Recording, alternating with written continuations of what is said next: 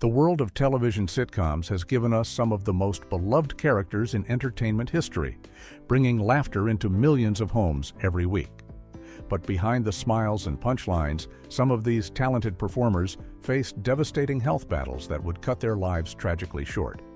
These actors continued to work even as they battled serious illnesses, giving us memorable performances while privately fighting for their lives. Here are 12 heartbreaking stories about sitcom stars who lost their lives to serious illnesses. Linda Lavin lost her battle with lung cancer. Linda Lavin spent decades making audiences laugh as the scrappy paper hat-wearing waitress Alice Hyatt on the CBS sitcom Alice, a role that made her a working-class icon throughout the 1980s. Before Alice, she'd already built a successful Broadway career, earning Tony Award nominations and becoming known as one of the most versatile performers of her generation. But in late 2024, Lavin received devastating news. According to reports, she was diagnosed with lung cancer shortly before her death on December 30, 2024, at age 87.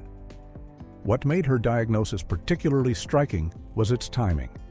The cancer was only recently discovered, giving her and her family little time to prepare.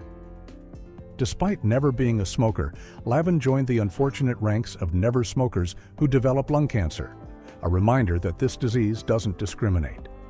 She continued working almost until the end, appearing in multiple television projects, including the Netflix series No Good Deed, which premiered just weeks before her death. John Ritter's misdiagnosed heart condition. On September 11, 2003, John Ritter was filming the sitcom 8 Simple Rules for Dating My Teenage Daughter when he began experiencing severe chest pain, nausea, and sweating. Everyone, including the doctors who treated him, believed he was having a heart attack, but Ritter was actually suffering from an aortic dissection, a tear in the inner wall of the body's main artery. This misdiagnosis would prove fatal. The doctors gave him blood thinners, standard treatment for a heart attack, but exactly the wrong treatment for someone bleeding internally from an aortic dissection. By the time they discovered the true problem, it was too late.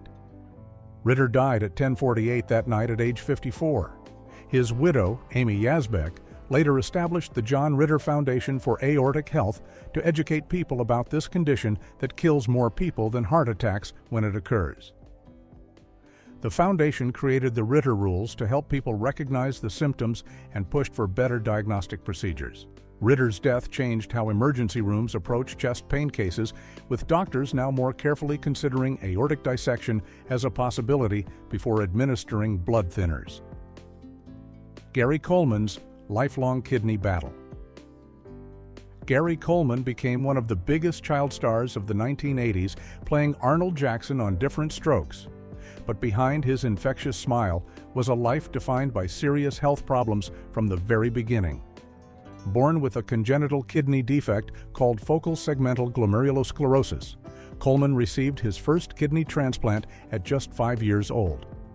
What most people didn't know was that by age 17, his body had reportedly absorbed that transplanted kidney. According to his former manager, from December 31, 1985 until his death, Coleman lived without a single functioning kidney in his body. For 25 years, he relied on dialysis 3 days per week, 4 hours per session, to survive. The immunosuppressant drugs required after his transplant stunted his growth, leaving him at 4 feet 8 inches tall, though this became his trademark as an actor. His former manager remembered Coleman becoming violently ill on set during filming, sometimes vomiting immediately after completing a scene. In May 2010, Coleman fell down the stairs at his Utah home and suffered an intracranial hemorrhage. He briefly regained consciousness but slipped into a coma the next day. Life support was removed on May 28, 2010. He was 42 years old. Markie Post fought cancer. While still working, Markie Post became a household name in the 1980s, playing public defender Christine Sullivan on Night Court, a role that showcased her perfect timing and warm screen presence. For 3 years and 10 months, Post privately battled cancer while continuing to work, determined to make her illness what she called her side job rather than her identity. According to her family's statement after her death on August 7, 2021, Post underwent chemotherapy treatments while filming a Lifetime Christmas movie and making guest appearances on The Kids Are All Right. Her colleagues had no idea she was sick. The specific type of cancer was never publicly disclosed, but Post worked almost until the very end, refusing to let the disease define her final years. She was 70 years old when she died at her Los Angeles home. Her family emphasized that while they were proud of her acting career, they were more proud of who she was as a person, someone who made elaborate cakes for friends and showed people how to be kind and forgiving in a harsh world. Yvette Wilson's battle with cervical cancer. Yvette Wilson brought energy and humor to her role as Andel Wilkerson on the sitcoms Moesha and the Parkers, playing the wisecracking owner of The Den, the local hangout spot. Behind the scenes, Wilson was battling stage 4 cervical cancer along with kidney disease. The combination of illnesses proved devastating. According to reports, her cervical cancer had spread throughout her body, reaching her bones and other organs. A friend created a website to help raise funds for Wilson's mounting medical bills, which included the need for a kidney transplant. The site revealed she'd already undergone 1 kidney transplant and regular dialysis treatments. On June 14, 2012, Wilson died at age 48. Before her death, she reportedly planned her own funeral, telling her family she didn't want people to cry, but to celebrate her life with a party. 2 weeks after her passing, about 300 people gathered at the Regency West in Los Angeles for the celebration she'd requested, complete with the menu she'd chosen. Wilson had 2 daughters and 2 grandchildren who fulfilled her final wish to have her body cremated. Michelle Thomas's rare cancer at 30.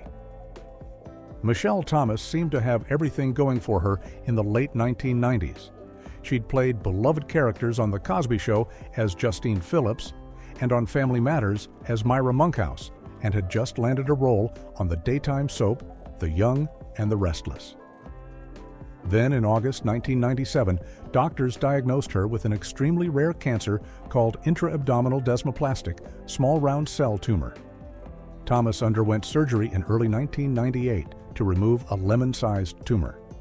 Her mother later explained that Thomas's body couldn't handle the sedation required for the procedures, with 20-minute sedations, sometimes keeping her unconscious for 4 days. In October 1998, a second cancerous growth ruptured, requiring emergency surgery. Thomas took medical leave from The Young and the Restless and flew home to New Jersey to spend Thanksgiving with her family.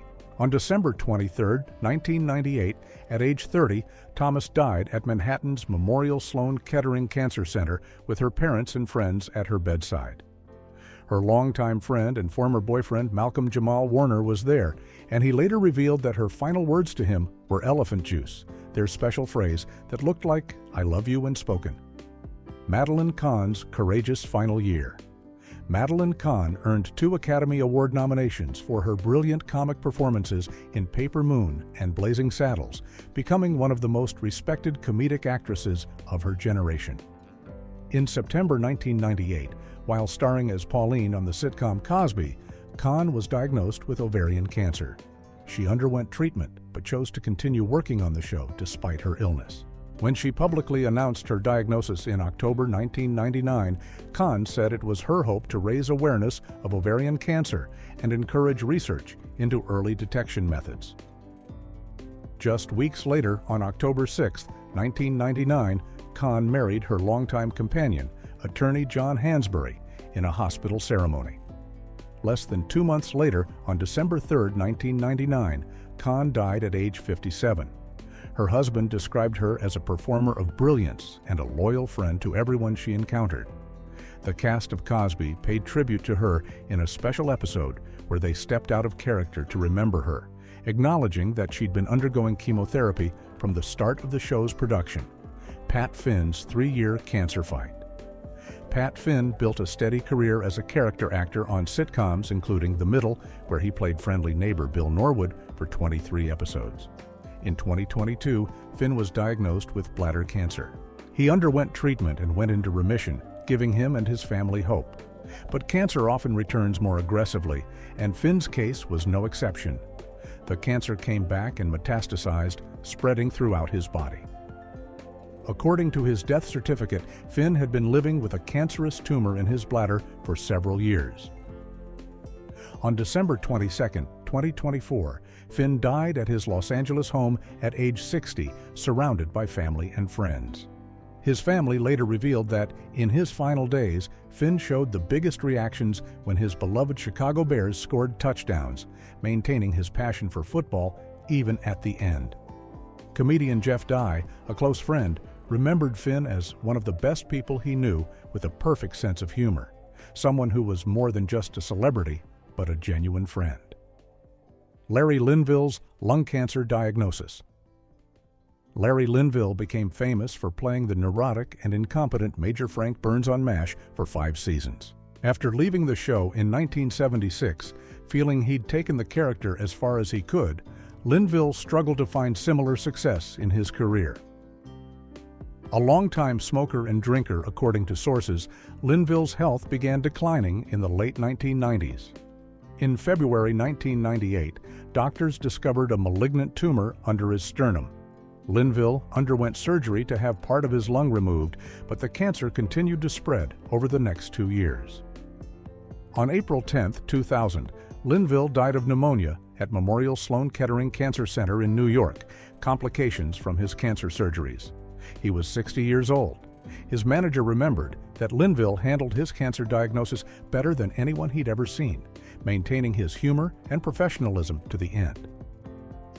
Fellow MASH castmate Gary Berghoff described Linville as a Renaissance man who built and flew his own airplane and knew intricate details about the Egyptian pyramids, Earl Hindman's hidden face and hidden illness. For 8 seasons on Home Improvement, Earl Hindman played Wilson Wilson Jr., Tim Taylor's wise neighbor whose face was always partially hidden behind a fence. The running gag became one of the show's most beloved elements. Hindman was reportedly a longtime smoker, and in 2003 he was diagnosed with lung cancer. By this time, Home Improvement had ended, and Hindman was making guest appearances on shows like Law & Order. His health rapidly declined. On December 23, 2003, Hindman died at age 61 at his home in Stamford, Connecticut. He was buried in Roxbury Cemetery and survived by his wife, actress Molly McGreevy, who died in 2015. The Home Improvement family was devastated by the loss. Hindman's character Wilson had become more than just comic relief on the show. He represented wisdom and neighborly kindness, offering advice and perspective to Tim Taylor throughout the series. Richard Hurd's fight with colon cancer. Richard Hurd appeared in over 100 film and television roles during his long career, but many fans remember him best as Cosmo Kramer's father on Seinfeld. In 2020, Hurd's wife announced that the actor had died from colon cancer complications at age 87. Hurd's connection to his illness had deep roots. As a child, he'd suffered from osteomyelitis, a serious bone infection that nearly killed him. He spent months in and out of Boston Children's Hospital and later credited that experience with stimulating his imagination and helping his acting career. After Seinfeld, Hurd continued working well into his 80s, landing roles on The O.C., Rizzoli and Isles, and a particularly memorable role in the horror film Get Out, where he showcased his versatility late in his career. His wife and colleagues remembered him as a dedicated professional who never stopped pursuing his craft, even as his health failed in his final years. When the laughter stops. These stories remind us that behind every character we love on television is a real person facing real struggles. Linda Lavin serving food as Alice, John Ritter's physical comedy on Three's Company, Gary Coleman's What You Talking About, Willis catchphrase, Marky Post's warm presence on Night Court, Yvette Wilson's energy on Moshe, Michelle Thomas's sweetness on Family Matters, Madeline Kahn's brilliant comic timing, Pat Finn's everyman charm, Larry Linville's memorable Frank Burns, Earl Hindman's wisdom from behind the fence, and Richard Hurd's diverse character work all gave us joy and comfort. Many of these performers continued working despite their diagnoses, giving us laughter even as they privately battled devastating illnesses. Their courage in the face of serious disease, combined with their dedication to their craft, deserves to be remembered alongside their comic performances. These 12 sitcom stars may be gone, but the joy they brought to millions of viewers' lives on through reruns and memories, ensuring that while illness may have taken their lives, it could never take away their legacy.